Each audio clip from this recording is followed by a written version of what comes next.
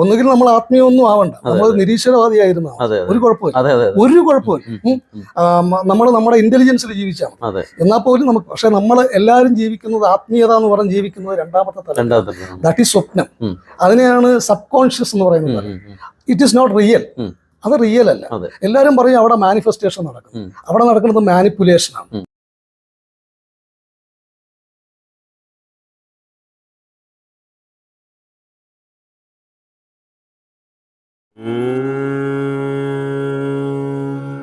നമഃ ശിവായ.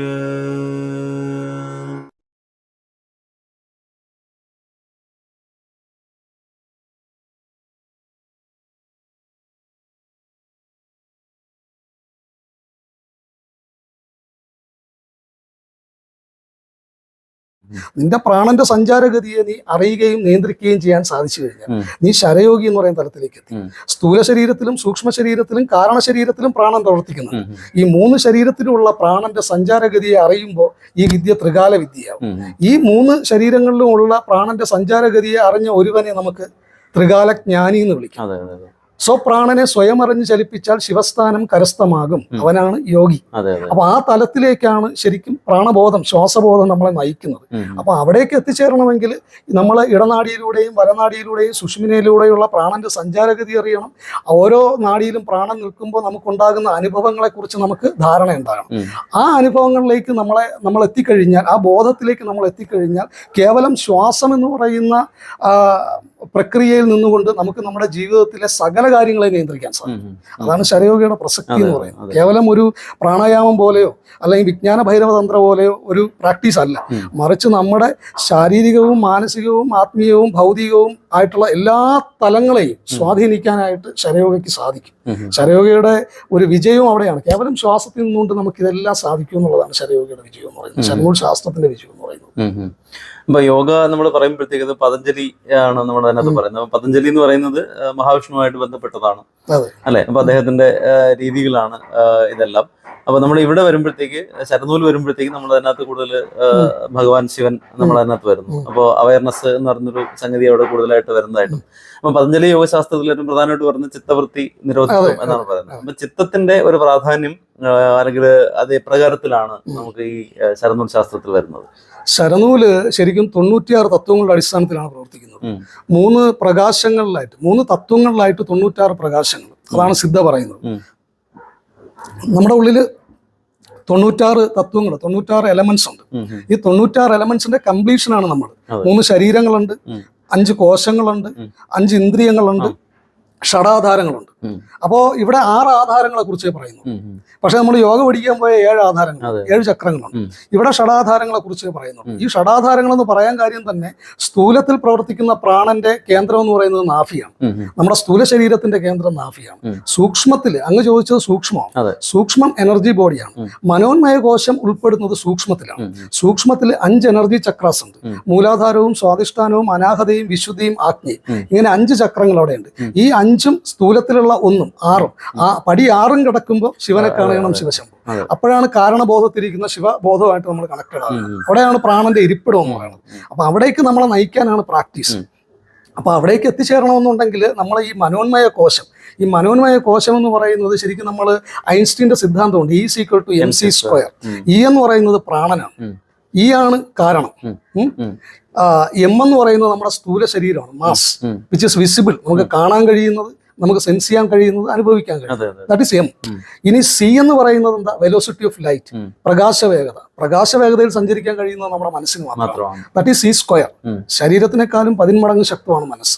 അപ്പോ ചിത്തവൃത്തി നിരോധനം എന്ന് പറയുമ്പോൾ ഈ പറയുന്ന ശരീരത്തിന്റെയും മനസ്സിന്റെയും ഉടയോനായ പ്രാണനെ, ലൈഫ് ഫോഴ്സ് എനർജി, ശ്വാസത്തെ നിയന്ത്രിച്ചാൽ മാത്രമേ നമുക്ക് ഈ പറയുന്ന ചിത്തവൃത്തി നിരോധനം എന്ന് പറയുന്ന ചിന്തകൾക്ക് മേൽ നമുക്ക് എന്ത് ചെയ്യാം, നിയന്ത്രണം നമുക്ക് സാധ്യമാകും. അപ്പൊ മനോനിയന്ത്രണം ശ്വാസനിയന്ത്രണത്തിലൂടെ മാത്രമേ സാധ്യമാകൂ. അത് തന്നെയാണ് ഇവിടെ വ്യക്തമായിട്ട്. അപ്പൊ ഇനി സാധാരണയായിട്ട് നമ്മൾ മനസ്സിലാക്കുന്ന ഒരു കാര്യമുണ്ട്. അപ്പൊ പല ആൾക്കാരും, ഇപ്പൊ നേരത്തെ നമ്മൾ പറഞ്ഞു പ്രാണനാണ് കുണ്ടലിൽ കത്തിക്കൊണ്ടിരിക്കുന്നത്. അപ്പൊ പ്രാണനുണ്ട്, ജീവനുണ്ട്, അതുപോലെ തന്നെ ആത്മാവുണ്ട്. അപ്പൊ യഥാർത്ഥത്തില് ശരയോഗയുടെ കാഴ്ചപ്പാടിൽ ഇത് മൂന്നും എങ്ങനെയാണ് വ്യത്യാസപ്പെട്ടിരിക്കുന്നത്, അല്ലെങ്കിൽ ഒന്ന് പലതായിരിക്കുന്നതാണോ, എന്താണെന്നുള്ളത് പറയാം. അതിനൊരു ശ്ലോകം തന്നെയുണ്ട്. പ്രാണനെன்றுം ശ്വാസമെன்றுം കാലമെன்றுം പരമെன்றுം ചരമെன்றுം ശിവമെன்றுം മായികയെன்றுം പൊയ്കയെன்றுം ഇവയതെല്ലാം നിങ്ങൾ എന്ത് പേരിട്ട് വിളിച്ചോ. ഇത് അഗത്യാർ അതാണ് അതെ, ഇവയതെല്ലാം ഇതെല്ലാം അഗത്യാർ സൂത്രം അല്ലേ ഇത് മുന്നൂല് പിന്നൂല് അഗസ്ത്യമുനിയുടെ അല്ലേ? അതിലെ ശ്ലോകമാണ്. അപ്പൊ അതില് നിങ്ങൾക്ക് എന്ത് പേരിട്ട് വേണമെങ്കിലും വിളിക്കാം. പ്രാണനെന്നോ ശ്വാസമെന്നോ കാലമെന്നോ ശരമെന്നോ പരമെന്നോ ശിവമെന്നോ മായികയെന്നോ പൊയ്കയെന്നോ എന്ത് വിളിച്ചാലും അത് നിന്റെ ഉള്ളിൽ നിന്നെ ശിവമാക്കി നിർത്തിയിരിക്കുന്ന ആ ശക്തിയാണ്. അതിനെ നമ്മൾ ജീവാത്മാവ് പരമാത്മാവ് എന്നൊക്കെ വിളിക്കുമ്പോൾ ഈ പറയുന്ന നമ്മളെ സ്ഥൂലത്തെയും സൂക്ഷ്മത്തിലൂടെയും സ്ഥൂലത്തിന്റെയും സൂക്ഷ്മത്തിന്റെയും ഈ പറയുന്ന ഉത്ഭവം തന്നെ പ്രാണബോധത്തിൽ നിന്നാണ്. പിതാവിന്റെ ദശവായുക്കളിൽ പിതാവിന്റെ ബീജത്തിൽ അന്തർലീനമായിരുന്ന പ്രാണവായു സ്വതന്ത്രമായി പ്രവർത്തിക്കാൻ തുടങ്ങിയപ്പോഴാണ് നമ്മൾ ഉത്ഭവിച്ചത്. നമ്മുടെ ഏറ്റവും വലിയ കമ്പാനിയൻ ആരാണെന്ന് ചോദിച്ചാൽ ചിലർ പറയാറുണ്ട് എൻ്റെ ഏറ്റവും വലിയ കമ്പാനിയൻ ദൈവമാണ്, ഗുരുവായൂരപ്പനാണ് എന്നൊക്കെ പറയാറുണ്ട്. ഇവരൊക്കെ നമ്മൾ എപ്പോഴാണ് പരിചയപ്പെട്ടു. പക്ഷെ നമ്മളെ ഏറ്റവും വലിയ കമ്പാനിയൻ എന്ന് പറയുന്നത് നമ്മുടെ ശ്വാസമാണ്. നമ്മൾ സൃഷ്ടിക്കപ്പെട്ട നിമിഷം മുതൽ നമ്മൾ ഒടുങ്ങുന്ന ആ നിമിഷം വരെ നമ്മളോടൊപ്പം ഉള്ള ഏറ്റവും വലിയ ശക്തി. അപ്പോൾ ആ ശ്വാസബോധത്തിലേക്ക് എത്തുക, അത് തന്നെയാണ് പ്രാണശക്തി, അത് തന്നെയാണ് ലൈഫ് ഫോഴ്സ് എനർജി. അതിനെ നമുക്ക് എന്ത് പേരിട്ടും വിളിക്കാം. ഇതൊരു സ്വതന്ത്രമായി, പിന്നെ പലപ്പോഴും ഈ പറയുന്ന ആത്മാവെന്നൊക്കെ പറയുമ്പോൾ നമ്മളത് പറയുമ്പോൾ മറ്റൊരു കൺസെപ്റ്റിലേക്ക് ആൾക്കാർ അതിനെ നയിക്കാറുണ്ട്, മറ്റൊരു രീതിയിലേക്ക് പോകാറുണ്ട്. Energy has no form of its own. അതിന് ഗുഡ് ഓർ ബാഡ് ഇല്ല, അതിന് നല്ലതും ചീത്തയൊന്നുമില്ല. അതൊക്കെ മനസ്സിലാണ് ഈ പ്രവർത്തനങ്ങളെല്ലാം. മനസ്സ് ഡ്യുവാലിറ്റിയിലാണ്, മനസ്സ് ദ്വൈതമാണ്. മനസ്സ് എപ്പോഴും ചോദ്യങ്ങൾ ചോദിച്ചുകൊണ്ടിരിക്കും. Yes or no, right or wrong, good or bad. ഇത് ദ്വൈതമാണ്. ദിസ് ഹാപ്പൻസ് ഇൻ മൈൻഡ്, സൂക്ഷ്മ ശരീരം. നമ്മുടെ എല്ലാ പ്രാക്ടീസുകളും സൂക്ഷ്മത്തിലാണ് സംഭവിക്കുന്നത്. ഈ പ്രാണബോധം എന്ന് പറയുമ്പോഴത്തേക്ക് അവിടെ അദ്വൈതമാണ്, അവിടെ ക്ലാരിറ്റിയാണ്. നമുക്ക് ആ ക്ലാരിറ്റിയിലേക്ക് നയിക്കുന്നതാണ് ശരിക്കും ശരയോഗയുടെ പ്രാക്ടീസ് എന്ന് പറയുന്നത്. അങ്ങനെ പറയുമ്പോഴും സംശയങ്ങൾ സ്വാഭാവികമായിട്ടും ധാരാളമായിട്ട് നമ്മുടെ പ്രേക്ഷകർക്ക് ഉണ്ടാവും. എന്ന് പറയുമ്പോഴത്തേക്ക് ഇപ്പൊ അങ്ങയുടെ ശരീരത്തിൽ ഇരിക്കുന്നു, ഞാൻ എന്റെ ശരീരത്തിൽ ഇരിക്കുന്നു. അപ്പൊ എന്തൊക്കെ സംഭവിച്ചാലും ഞാനും അങ്ങ് പറഞ്ഞ രണ്ട് വ്യത്യസ്തതകൾ തന്നെയാണ്, അല്ല രണ്ടായിട്ടിരിക്കുന്നു. അപ്പോ നമ്മുടെ പാശ്ചാത്യ ചിന്താഗതിയില് ജി എം ഹോപ്കിൻസ് എന്നൊരു മഹാകവി ഉണ്ടായിരുന്നു. അപ്പൊ അദ്ദേഹം പറഞ്ഞത് എന്താണ്, ഒന്നിനെ അത് മാത്രമാക്കി നിർത്തുന്ന അതിൻ്റെതായ ഒരു പ്രത്യേകതയാണ് ഈ പറയുന്ന അത് എന്ന് പറയുന്നത് അല്ലെ. നമ്മളത് അന്വേഷിച്ച് വരുന്നു.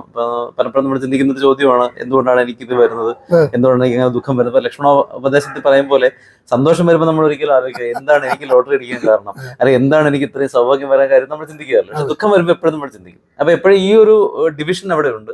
അതിനെയാണ് നമ്മൾ ഈ ആത്മാവെന്ന് വിളിക്കുന്നത്. പക്ഷെ അങ്ങ് പറഞ്ഞ പോലെ ആത്മാവ് സംശുദ്ധമാണ്, അതിന് ഒന്നുകൊണ്ടും മുറിവേൽക്കാനോ അല്ലെങ്കിൽ ഒന്നിനും പറ്റാത്ത ഒന്നാണ് എന്നൊക്കെ ഗീതയിൽ പറയുന്നെങ്കിലും അതിന്റെ ചുറ്റാകെ ഒരു വലയമായിട്ട് തടവറയായിട്ട് നിൽക്കുന്ന ഒന്ന് മനസ്സാണ്. വാസനകളുടെ അല്ലെങ്കിൽ കാമനകളുടേതായ ഒരു ഇതാണ്.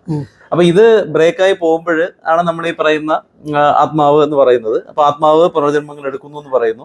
പക്ഷെ അവിടെ ഒരു പ്രശ്നം വരുന്നത് വെച്ച് കഴിഞ്ഞാല് പലപ്പോഴും ചില സങ്കല്പങ്ങളിൽ നമ്മുടെ പല ജന്മാന്തരങ്ങളിലായിട്ട് നമ്മൾ ഉപേക്ഷിച്ച് വരുന്ന ചില ഷെല്ലുകളുണ്ടെന്ന് പറയും. നമ്മുടേതായ ചില സ്ഥൂല ശരീരങ്ങൾ നമ്മൾ ഉപേക്ഷിക്കുന്നു, അതിന്റെ സൂക്ഷ്മ ശരീരങ്ങൾ പല ഭാഗങ്ങളിലായിട്ട് ഉണ്ടാകും എന്ന് പറയുന്നത്. അപ്പൊ അതും പൂർണ്ണമായിട്ട് അതിന്റെ ഒരു ടോട്ടൽ ഡിസ്ട്രക്ഷൻ വരുമ്പോൾ മാത്രമേ നമുക്ക് അപ്സല്യൂട്ടിലേക്ക് പോകാൻ പറ്റുന്നൊരു വാദം കൂടിയുണ്ട്. അതുകൊണ്ടാണ് ഞാൻ ചോദിച്ചത് അങ്ങയുടെ കാഴ്ചപ്പാടിൽ ഈ ജീവൻ, ആത്മാവ്, പ്രാണൻ ഇത് മൂന്നും യഥാർത്ഥത്തിൽ ഒന്നാണ്. അപ്പൊ അത് ആ ഡിവിഷനായിട്ട് നമുക്ക് തോന്നുന്നതിന് കാരണം എന്താണ്? ചിലർ പറയുന്നു ആത്മാവ് ഇരിക്കുന്നു, ആത്മാവിന്റെ ഒരു വർക്കിംഗ് എലമെന്റ് മാത്രമാണ് പ്രാണൻ എന്ന് പറയുന്നു, അല്ലെങ്കിൽ അതിന്റെ ഒരു അംശമാണ് ജീവൻ എന്ന് പറയുന്നു. നമ്മള് ശരിക്കും അതിന്റെ ഈ ഉത്തരം പറയുകയാണെങ്കിൽ പഞ്ചമയ കോശങ്ങളെയും കൂടി തൊട്ടുപോകണം. അതെ, തീർച്ചയായിട്ടും പഞ്ചമയ കോശങ്ങളെയും കൂടി തൊടാതെ പോകാൻ പറ്റില്ല. പഞ്ചമയ കോശങ്ങള് ഈ പറയുന്ന പ്രാണമയ കോശം, അന്നമയ കോശം, മനോന്മയ കോശം, അത് കഴിഞ്ഞാൽ വിജ്ഞാനമയ കോശം, അത് കഴിഞ്ഞാൽ ആനന്ദമയ കോശം. പക്ഷെ ഇതിനെ പലപ്പോഴും നമ്മൾ കേട്ടിട്ടുള്ളത് അന്നമയ കോശം, മനോന്മയ കോശം, പ്രാണമയ കോശം ഓർഡർ തെറ്റിച്ചാണ് എല്ലാവരും പറയാറുള്ളത്. ആദ്യമായി ഉണ്ടായത് പ്രാണമയ കോശമാണ്. ആദ്യമായി പ്രാണമയ കോശം ഉണ്ടായി. ആ പ്രാണമയ കോശം പ്രവർത്തിക്കാൻ തുടങ്ങിയ അതിന്റെ പരിക്രമണ പാതയാണ് കാരണശരീരം. അതിന്റെ പരിക്രമണ പാതയാണ് കാരണശരീരം. എങ്ങനെയാണോ ഭൂമി സൂര്യന് ചുറ്റും പരിക്രമണം ചെയ്യുന്നത്, അത് അവിടെ ഒരു ഫിക്സഡ് പാത്ത് ഒന്നും ഉണ്ടാക്കിയിട്ടില്ല. നമുക്ക് കാണാൻ കഴിയുന്ന ഒരു പാത്ത് അവിടെ ഇല്ല. പക്ഷേ കൃത്യമായി ഒരു ഇൻവിസിബിൾ പാത്തിലൂടെ ഈ പറയുന്ന ഗ്രഹങ്ങളെല്ലാം ചലിക്കുന്നുണ്ട്. ഭൂമി കൃത്യം 365 ദിവസം കൊണ്ട് ആ ചലനം പൂർത്തിയാക്കുന്നുണ്ട്. ഇതുപോലെ നമ്മുടെ പ്രാണമയ കോശത്തിന്റെ ചലനം ആരംഭിച്ച ആ പാത്വേ, അതാണ് കാരണശരീരം. We started from there. അവിടെ നിന്ന് അത് കഴിഞ്ഞാണ് ഈ പറയുന്ന സ്ഥൂല ശരീരത്തിൽ അന്നമയ കോശത്തിന്റെ പ്രവർത്തനം നടക്കുന്നത്. സൂക്ഷ്മത്തിലാണ് ഈ പറയുന്ന നമ്മുടെ എല്ലാ പ്രശ്നങ്ങളുടെ അടിസ്ഥാനം സൂക്ഷ്മത്തിലാണ്. നമ്മൾ എപ്പോഴും എനർജി ബോഡി ഓറ എന്ന് പറയും. ഇത് മനോന്മയ കോശം ഉൾപ്പെടുന്നതാണ്. നമ്മുടെ ഈ പറയുന്ന ചോദ്യങ്ങളിലേക്ക് നമ്മളെ കൊണ്ടെത്തിക്കുന്നതും നമുക്ക് ചോദ്യങ്ങൾക്ക് ഉത്തരം ഇല്ലാത്ത തലത്തിലേക്ക് നമ്മളെ പുറത്തേക്ക് കൊണ്ടുപോകുന്നതും മനസ്സാണ്. നമ്മളെല്ലാം മാനസിക തലത്തിൽ ഉണ്ടാകുന്ന ചോദ്യങ്ങൾക്കും മാനസിക തലത്തിൽ മറുപടി കാണാനാണ് ശ്രമിക്കുന്നത്. ഞാൻ വളരെ രസകരമായിട്ട് പറയാറുണ്ട്, ഒരു മനുഷ്യൻ ഭയങ്കര ദുഃഖത്തിലാണ്. അയാളുടെ ദുഃഖത്തിന്റെ കാരണം എന്ന് പറയുന്നത് അയാൾക്ക് കുട്ടികളില്ല, സന്താന ഭാഗ്യമില്ല. അപ്പൊ ഈ ഒരു ദുഃഖം, അപ്പൊ ഇയാളും ഭാര്യയും ട്രീറ്റ്മെന്റുകളൊക്കെ എടുത്തു, അതിന് ഒരു പരിഹാരം ഉണ്ടായില്ല. ഇയാൾ ഈശ്വര വിശ്വാസിയാണ്, പ്രാർത്ഥിക്കുന്നുണ്ട്, അവിടെയും പരിഹാരമില്ല. അവസാനം ഇയാളോട് ഒരാൾ ഉപദേശിച്ചു, നിനക്കെന്തോ ജാതക ദോഷമുണ്ട്, അപ്പം നീ ഒരു നല്ല ജ്യോത്സ്യനെ കാണണം. ജ്യോത്സ്യനെ കണ്ട് ഈ പറയുന്ന ഇതിന്റെ പരിഹാരം എന്താണ്, ഇതിന്റെ ദോഷമെന്ന് കണ്ടെത്തി അതിന് പരിഹാരം ചെയ്താൽ ഒരു പക്ഷേ ഈ പ്രശ്നം മാറും, ഈ ദുഃഖം മാറും എന്ന് പറഞ്ഞു. അങ്ങനെ ഇദ്ദേഹത്തിന്റെ ഉപദേശപ്രകാരം ഒരു ജ്യോത്സ്യനെ പോയി കണ്ടു. അപ്പോൾ ജ്യോത്സ്യൻ ഇദ്ദേഹത്തിന്റെ ഗ്രഹനിലയെല്ലാം വിശദമായി പരിശോധിച്ചതിന് ശേഷം പറഞ്ഞു, നിങ്ങൾക്കൊരു ജാതകദോഷം കാണുന്നുണ്ട്, അതിന് പരിഹാരം ഇന്ന ക്ഷേത്രത്തിൽ ഇന്ന പൂജയെല്ലാം ചെയ്ത് കഴിയുമ്പോൾ നിങ്ങളുടെ പ്രശ്നത്തിനുള്ള പരിഹാരം ഉണ്ടാവും എന്ന് പറഞ്ഞു. അപ്പോൾ ഇദ്ദേഹം വളരെ സന്തോഷത്തോടു കൂടി ജ്യോത്സ്യന് ദക്ഷിണയെല്ലാം കൊടുത്ത് ജ്യോത്സ്യൻ പറഞ്ഞ ക്ഷേത്രത്തിലേക്ക് എത്തി മേൽശാന്തിയെ കണ്ടു. മേൽശാന്തിയെ കണ്ടു പറഞ്ഞു, ഇതുപോലെ ഇന്ന ജ്യോത്സ്യൻ പറഞ്ഞിട്ട് ഞാൻ വരികയാണ്, അപ്പോൾ എനിക്കിങ്ങനെ ഒരു ദുഃഖമുണ്ട്, അപ്പോൾ അദ്ദേഹം ഇവിടെ ഈ ക്ഷേത്രത്തിൽ ഇന്ന പരിഹാര പൂജകളൊക്കെ ചെയ്യണമെന്ന് പറഞ്ഞു. അപ്പോൾ മേൽശാന്തി പറഞ്ഞു, അതിനെന്താ, നമുക്കിവിടെ ചെയ്യാം, ഭഗവാൻ അനുഗ്രഹിക്കും, നിങ്ങളുടെ ദുഃഖം മാറുമെന്ന്. അങ്ങനെ അവിടെ പരിഹാര പൂജയൊക്കെ ആരംഭിച്ചു. ഇദ്ദേഹത്തിന് വേണ്ടിയുള്ള പരിഹാര പൂജകളൊക്കെ ആരംഭിച്ചു. ഇദ്ദേഹത്തിന് കുട്ടികൾ ഉണ്ടായോ ഇല്ലയോ എന്നുള്ളതല്ല നമ്മുടെ വിഷയം. ഇദ്ദേഹത്തിന് പരിഹാരം നിർദ്ദേശിച്ച ജ്യോത്സ്യനും കുട്ടികളില്ല, ഇദ്ദേഹത്തിന് പരിഹാര പൂജ ചെയ്യുന്ന മേൽശാന്തിക്കും കുട്ടികളില്ല. ഞാൻ പറയുന്നത് അങ്ങേക്ക് മനസ്സിലായി. നമ്മൾ മാനസിക തലത്തിലുള്ള പ്രശ്നങ്ങൾക്ക് പുറത്തുപോയി മാനസിക തലത്തിലുള്ള പരിഹാരം നേടുമ്പോൾ പലപ്പോഴും ഈ ഒരു അവസ്ഥയിലാണ് നമ്മൾ കടന്നു പോകുന്നത്. നമ്മുടെ ചോദ്യങ്ങൾക്ക് ഉത്തരവിരിക്കുന്നത് ഇൻ അവർ ഇന്നർ സെൽഫ്. തമാശക്ക് പറഞ്ഞാല് മുഴുകഷ്ണിയായ ഒരു ഡോക്ടറെ അടുത്താണ് പലരും മുടി പിടിക്കാനുള്ള മരുന്ന് വാങ്ങിക്കാൻ പോകണമെന്ന് പറഞ്ഞിട്ടൊരു കാര്യം. അപ്പോ ഇത് നമ്മുടെ പ്രശ്നങ്ങൾ, മാനസിക തലത്തിലുണ്ടാകുന്ന പ്രശ്നങ്ങളെ തേടി നമ്മൾ ഈ ലോകം മുഴുവൻ അലഞ്ഞുകൊണ്ടിരിക്കുകയാണ്. അപ്പൊ നമ്മുടെ ഈ അലച്ചില് ശരിക്കും കസ്തൂരിമാനിന്റെ അലച്ചിൽ പോലെയാണ്. അതിന്റെ നാഭിയിലിരിക്കുന്ന കസ്തൂരി തേടിയാണ് അതിന്റെ ജീവിതകാലം മുഴുവൻ കാടും മേടും അലഞ്ഞ് അവസാനം ചത്തുപോകുന്നു. അവസാനം അതിന്റെ ഉള്ളിലാണ് കസ്തൂരി എന്ന് അതിന് തിരിച്ചറിയാൻ കഴിയുന്നില്ല. അപ്പോ എപ്പോഴാണോ ഈ പറയുന്ന പുറത്തേക്കുള്ള ആ അലച്ചിൽ നമ്മൾ നിർത്തി നമ്മുടെ ഉള്ളിലേക്ക് കണക്ട് ചെയ്യുന്നത്, അത് അവസ്ഥകളിൽ 4ാമത്തെ അവസ്ഥയാണ് തുര്യം. ആ അവസ്ഥയിലേക്ക് നമ്മൾ എത്തുന്നത് ഒന്ന് ജാഗ്രത, ഒന്നുകിൽ നമ്മൾ ആത്മീയമൊന്നും ആവണ്ട, നമ്മൾ നിരീശ്വരവാദിയായിരുന്ന ഒരു കുഴപ്പമില്ല. നമ്മൾ നമ്മുടെ ഇന്റലിജൻസിൽ ജീവിച്ചാൽ എന്നാൽ പോലും നമുക്ക്, പക്ഷെ നമ്മൾ എല്ലാവരും ജീവിക്കുന്നത് ആത്മീയത എന്ന് പറഞ്ഞ് ജീവിക്കുന്നത് 2ാമത്തെ തലം. ദാറ്റ് ഈസ് സ്വപ്നം. അതിനെയാണ് സബ് കോൺഷ്യസ് എന്ന് പറയുന്നത്. It is not real. അത് റിയൽ അല്ല. എല്ലാവരും പറയും അവിടെ മാനിഫെസ്റ്റേഷൻ നടക്കുന്നു, അവിടെ നടക്കുന്നത് മാനിപ്പുലേഷനാണ്. സബ് കോൺഷ്യസിൽ നടക്കുന്നത് മാനിപ്പുലേഷനാണ്. നിങ്ങൾ ഈ പറയുന്ന നമ്മൾ ഹിപ്നോട്ടിസത്തിലായാലും സബ് കോൺഷ്യസിലാണ് നമ്മൾ ഈ പറയുന്ന സജഷൻസ് കൊണ്ട് ഒരാളെ ചിന്താഗതിയിൽ വ്യത്യാസം. അവിടെ മാനിപ്പുലേഷനാണ്. മാനിഫെസ്റ്റേഷൻ എന്ന് പറയുന്ന തലം പ്രവർത്തിക്കുന്നത് അതിനും താഴെ ഈ പറയുന്ന അബോധതലത്തിനും താഴെ. അബോധതലത്തിലാണ് പ്രാണന്റെ വിശ്രമം. അതും കഴിഞ്ഞ് പ്രാണൻ എന്ത് ചെയ്യുന്നത് അവബോധ തലത്തിലേക്ക് എത്തുന്നു. ഡീപ്പർ കോൺഷ്യസ്നസ്, സൂപ്പർ കോൺഷ്യസ്നസ് എന്ന് പറയുന്ന തലത്തിലേക്ക് എത്തും. പണ്ട് ഭഗവാൻ ശ്രീബുദ്ധൻ ധ്യാനത്തിലിരിക്കുമ്പോൾ അദ്ദേഹത്തിന്റെ മേലെ സർപ്പങ്ങൾ എഴഞ്ഞു കയറാം. അതിന്റെ അർത്ഥം അദ്ദേഹം ബോധം കിട്ടിരുന്നു എന്നല്ല. ഇത് നമ്മൾ പലപ്പോഴും നമ്മുടെ വീഡിയോയിൽ പറഞ്ഞിട്ടുണ്ട്. അതെ അതെ അതുപോലെയാണ്. അപ്പൊ ഈ പറയുന്ന അവബോധ തലത്തിലാണ് അദ്ദേഹം നിന്നത്. ഡീപ്പർ കോൺഷ്യസ്നസ് എന്ന് പറഞ്ഞു കഴിഞ്ഞാൽ, സൂപ്പർ കോൺഷ്യസ്നസ് എന്ന് പറഞ്ഞാൽ ദാറ്റ് ഈസ് വിജ്ഞാനമയ കോശം. നിങ്ങളുടെ ഉള്ളിൽ നിന്ന് തന്നെ നിങ്ങളുടെ ചോദ്യങ്ങൾക്ക് ഉത്തരം കിട്ടുന്ന ഒരു അവസ്ഥ സംജാതമാവും. അതാണ് പരമഗുരു. അതാണ് നേരത്തെ പറഞ്ഞ പരമഗുരു. ആ പരമഗുരു ഉള്ളിൽ ഇരിപ്പുണ്ട്. ആ പരമഗുരുവിനെ കണക്ട് ചെയ്യാനുള്ള ഒരേ ഒരു പാലം, ഒരേ ഒരു ബ്രിഡ്ജ് മാത്രമേ ഉള്ളൂ. That is breath. അത് ശ്വാസം മാത്രമേ ഉള്ളൂ. ആ ശ്വാസബോധത്തിലേക്ക് എത്തിക്കഴിയുമ്പോൾ നമ്മുടെ ഇന്റലിജൻസ്, ജാഗ്രതും അതുപോലെ തന്നെ നമ്മുടെ ഈ പറയുന്ന പ്രാണശക്തിയും കൂടി ചേരുമ്പോൾ വിജ്ഞാനമയ കോശം എന്ന് പറയുന്ന അവസ്ഥ നമ്മളിൽ സംജാതമാവും. അതിലേക്ക് നമ്മൾ കണക്റ്റഡ് ആവും. അതിലേക്ക് കണക്റ്റഡ് ആയ നാഭിയിലാണ് കസ്തൂരി എന്ന് തിരിച്ചറിഞ്ഞ മാനായി നമ്മൾ മാറും. വളരെ സിമ്പിൾ ആയിട്ടുള്ളൊരു എക്സ്പ്ലനേഷൻ ആണ്.